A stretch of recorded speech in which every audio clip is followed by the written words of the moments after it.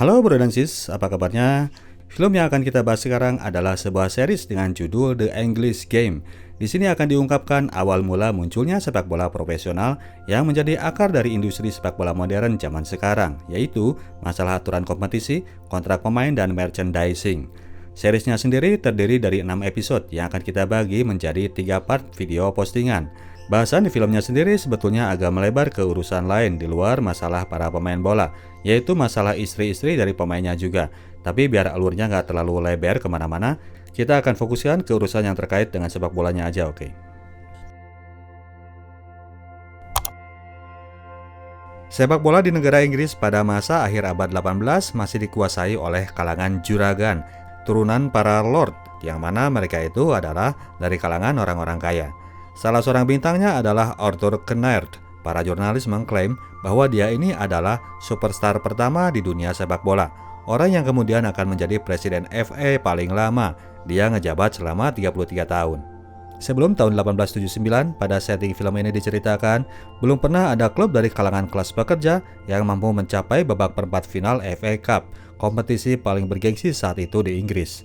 Sampai akhirnya pada tahun itu, klub Darwen FC mampu mendobrak stabilitas klub para juragan.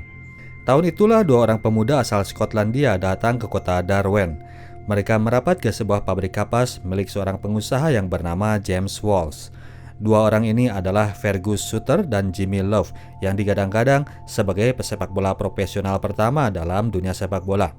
Mereka digaji per pertandingan dengan jaminan makan dan tempat tinggal untuk menjadi pemain klub Darwen yang para pemainnya merupakan pekerja perusahaan pemintalan benang milik Walsh.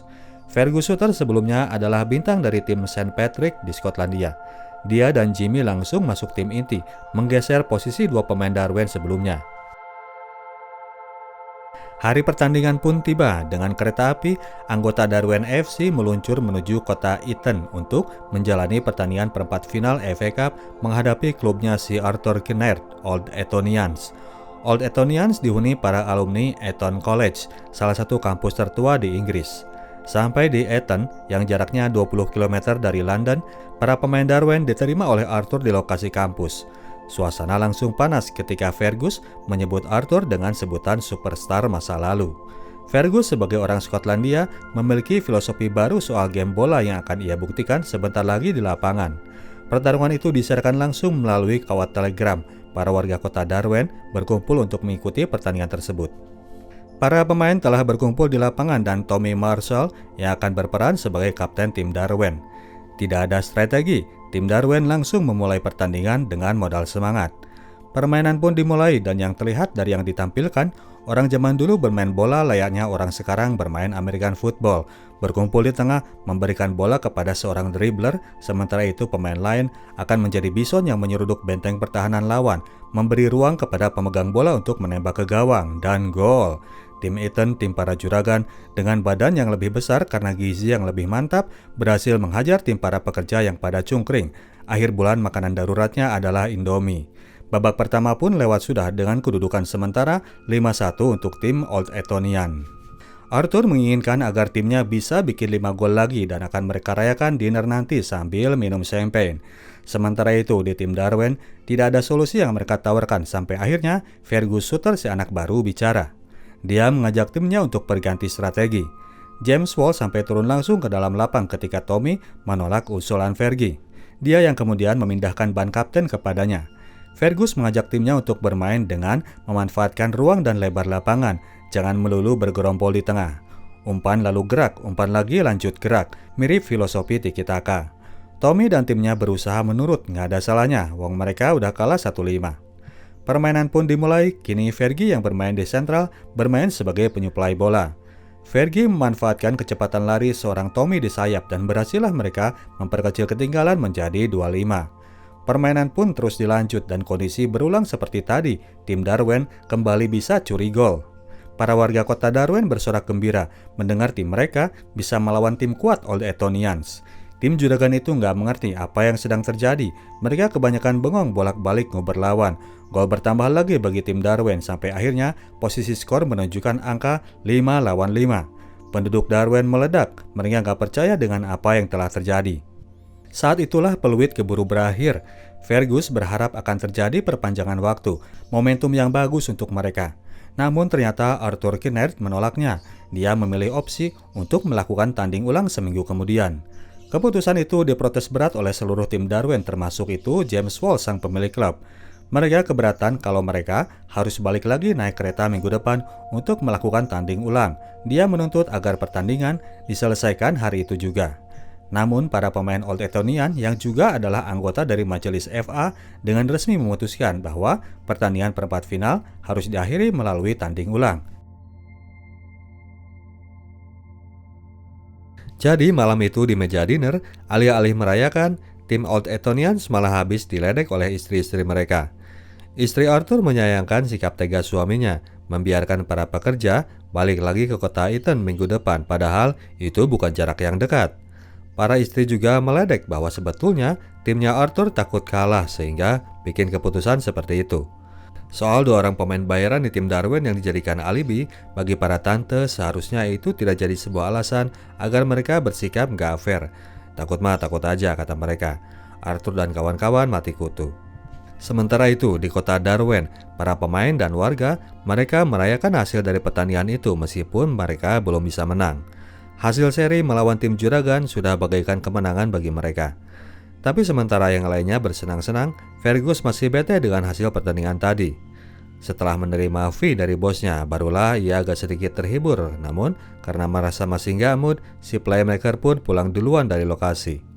Di jalanan pulang, Fergus berpapasan dengan seorang wanita yang sedang menyendiri di pinggir jalan.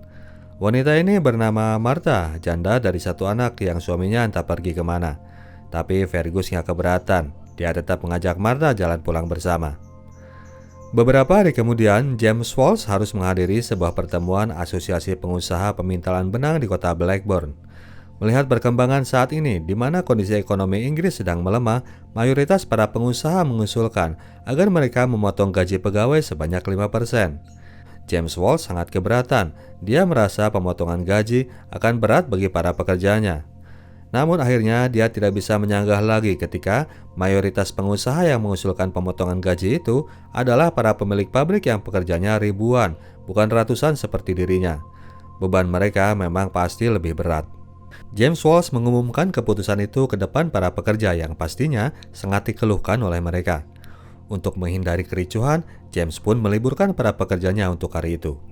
Dia kemudian mengajak para pemain Darwin FC untuk berkumpul.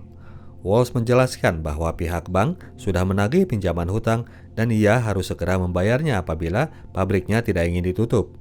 Oleh karena itu, ia jadi nggak ada budget untuk beli tiket kereta ke London. James menyatakan bahwa mereka dengan terpaksa harus mengundurkan diri dari tanding ulang FA Cup.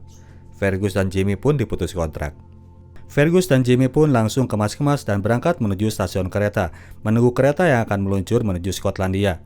Namun kemudian, Miriam, si ibu kos-kosan, datang menghampiri mereka dan mengajak mereka balik ke kota.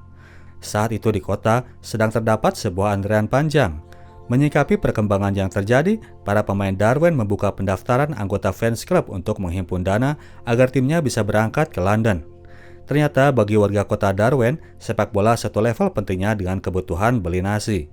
Meskipun gaji dipotong, mereka tetap rela keluar uang agar tim sepak bolanya tetap hidup. Hari pertandingan pun tiba, tim Darwin sangat optimis mereka bisa mengalahkan tim para Juragan. Tim Old Etonian telah menyiapkan strategi khusus untuk melawan Darwin. Mereka akan memarking ketat 2 pemain penting mereka, sang target man Jimmy Love dan playmakernya Fergus Suter. Tim Darwin memulai permainan dengan strategi yang kemarin bikin repot Old Etonian, namun ternyata kali ini tim lawannya melakukan pertahanan dengan sangat agresif. Sesuai rencana, mereka tidak memberi kesempatan kepada Fergie dan Jimmy untuk bermain bola. Fergie jadi sasaran utama, ia selalu ditackle dan dibayangi, dan pergerakannya terus diikuti, bahkan saat ia tidak megang bola sekalipun. Permainan jadi nggak berkembang, Darwin pun akhirnya berhasil diserang balik. Gol demi gol bersarang ke gawang Darwin dan kini timnya Fergus tidak berhasil mencetak gol balasan. Skor pun berakhir 4-0 bagi kemenangan tim lawan, Old Etonian. Tim Darwin pun pulang dengan kondisi lesu, namun demikian bagi warga kota, mereka ini tetap para pahlawan. Kepulangan mereka disambut meriah, warga kota nggak peduli mereka kalah, karena baru sekarang timnya bisa bikin repot tim Juragan. Fergus mereka eluk-elukan sebagai sosok idola baru yang memberi harapan bagi mereka. 6 bulan kemudian, Fergus dan Jimmy masih stay di Darwen, ikut menjadi pekerja pabrik sambil menunggu FA Cup dimulai. Fergus datang dengan sebuah strategi baru, merubah strategi Darwen selama itu yang biasa bermain dengan 6 penyerang menjadi formasi 2-3-5. Masih jauh perjalanan menuju formasi 4-3-3 total football atau 5-3-2 ala Catenaccio. Ide Fergus ini menjadi mindset yang kemudian berkembang dalam sepak bola, bahwa tidak ada pakam yang harus selalu diikuti. Semuanya bisa dilakukan sesuai kondisi yang mereka hadapi. Saat itu yang jadi pertimbangan adalah urusan berat bola, yang jadi double beratnya saat kondisi hujan tiba. Jadwal FA Cup ke depan, tim Darwen FC akan menghadapi tim kota Briggs. Saat itulah John Cartwright, juragan kapas asal Blackburn, datang melihat latihan tim Darwen. Dia memuji-muji perkembangan tim sepak bola saingannya itu, yang sedemikian progresif setelah datangnya seorang Fergus Suter.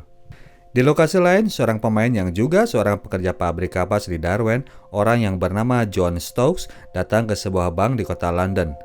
Bank yang ia datangi adalah Bank Ransom Beauvoir Co. yang dikepalai oleh keluarga Lord Kinnaird, cikal bakal Barclays Bank saat ini. Dia hendak mengajukan sebuah proposal usaha. Di dalam ruangan sendiri, sedang terjadi sebuah meeting yang membahas masalah harga kain yang sedang menurun drastis. Arthur Kinnaird ikut serta dalam meeting petinggi bank tersebut. Berkaitan dengan kredit para pengusaha kapas, Lord Kinnaird kemudian meminta salah seorang dari mereka untuk melakukan peninjauan langsung ke wilayah utara Inggris, daerah produsen kapas yang mana itu termasuk Blackburn dan Darwen. Arthur menyanggupi untuk mengambil mandat tersebut. Meeting pun selesai. John Stokes, si orang Darwen tadi, langsung mencegat Arthur untuk memberikan surat proposalnya.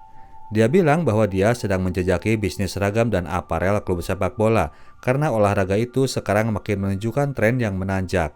Stokes memperkirakan bahwa sebagai seorang pemain bola, Arthur akan memiliki interest dalam prospek bisnisnya ini. Arthur mengambil surat proposal itu untuk kemudian akan dipertimbangkan. Dipandang sebagai sebuah proposal bisnis recehan, Lord Kinnaird meminta agar Arthur mentah-mentah menolak proposal John. Arthur pun tiba di Blackburn dan melakukan meeting dengan Asosiasi Pengusaha Pabrik Kapas.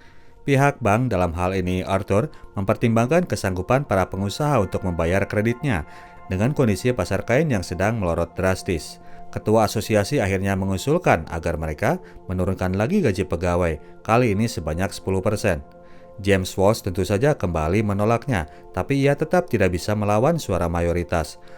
Martha, sang janda muda yang kini udah jadi pacarnya Fergus, ternyata bekerja sebagai waiter di tempat tersebut. Dia mendengar pembicaraan itu dan serta-merta hasil meeting itu pun sampai duluan kepada pihak pekerja melalui Smalley, kakaknya Martha.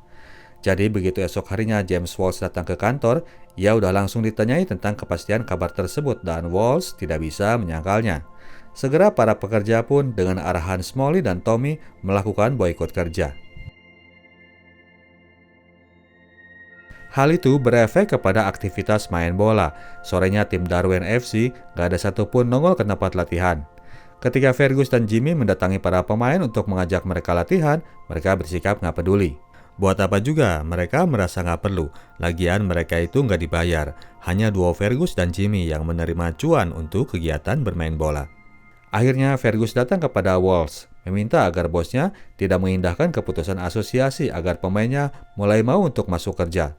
Walsh tentu saja nggak bisa begitu saja beda haluan dengan mereka. Kalau dia membangkang, pihak asosiasi pasti akan menghukumnya dengan memberikan harga kapas yang jauh lebih mahal dan itu pasti akan bikin pabriknya bangkrut.